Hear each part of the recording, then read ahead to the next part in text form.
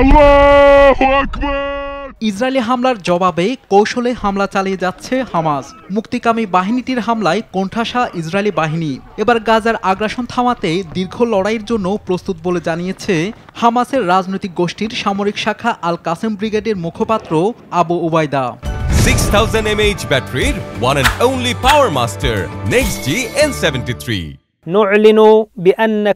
আমরা শত্রুর বিরুদ্ধে দীর্ঘস্থায়ী যুদ্ধের জন্য প্রস্তুত। তাদের এমন একটি জলাভূমিতে টেনে নিয়ে যাচ্ছি যেখানে তারা তাদের সৈন্যদের মৃত্যু এবং কর্মকর্তাদের বন্দী অবস্থায় ছাড়া আর কিছুই পাবে না।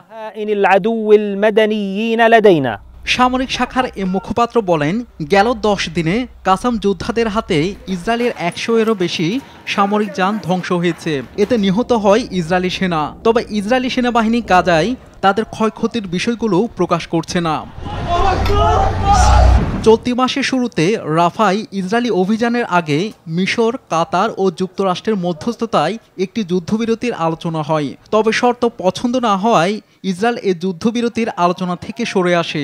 এরপর হামাস জানায়, যুদ্ধবিরতি নিয়ে ইসরায়েলকে আর ছাড় দেবে না তারা। শাহাদাত শাওন, RTV।